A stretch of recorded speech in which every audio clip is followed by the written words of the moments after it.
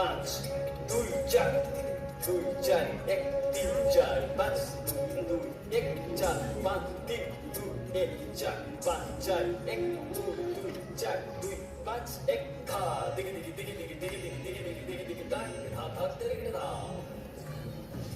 বলো ধর্মরাজ, এবার কি পণ রাখবে? সবই তো হেরে গেছি আমি।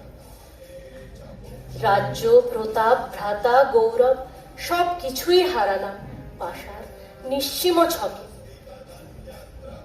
প্রতিটি চালের সঙ্গে আমি নিজেকেও খণ্ড খণ্ড করে বেরিয়ে দিয়েছি।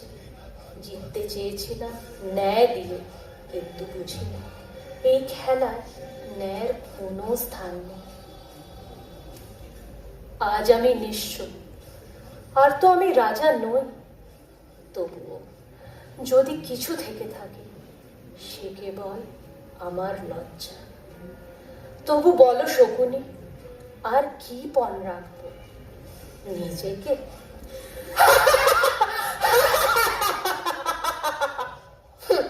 এবার এই ভিক্ষুকের আর কি বাকি রইল মাতুল?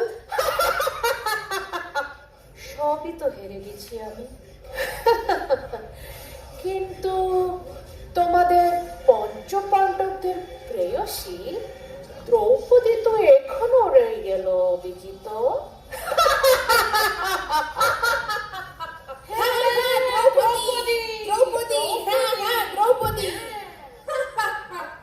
যিনি কৃষানা, যিনি খদ্বানা, সেই পরমা সুন্দরী প্রিয়ম্বদা দ্রৌপদীকে আমি আমি পণ রাখলাম।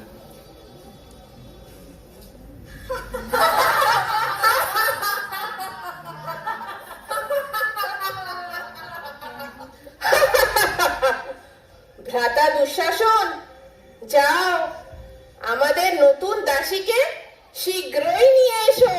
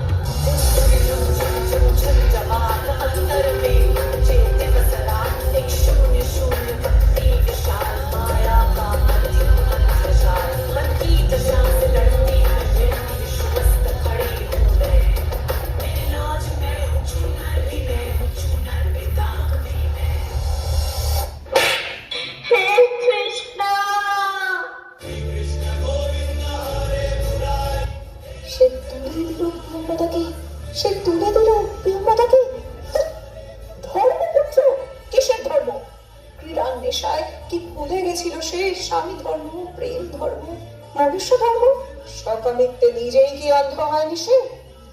স্বার্থপর মোহে ডুবে নিজের হাতে সে সঁপে দিল পাঞ্চালীর লজ্জা, সম্মান, ভবিষ্যৎ।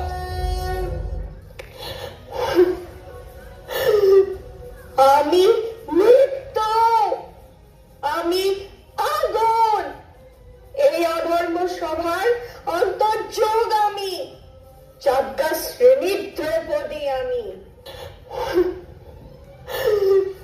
এই পাষণ্ড সভার অভিশাপ আমি। মূর্খ দুর্যোধন তা পাপের ফল পাবেই, কিন্তু কিন্তু নীরবতার ক্ষমা কোথায়? যারা দেখলো তবে চুপ রইল, তাদেরও দণ্ড হবে সৃষ্টির নিয়মে। আজ থেকে খোলা রবে এই কেশ, যতদিন না এই দুঃশাসনের রক্তে স্নান করে পূর্ণ প্রতিশোধে এই আমার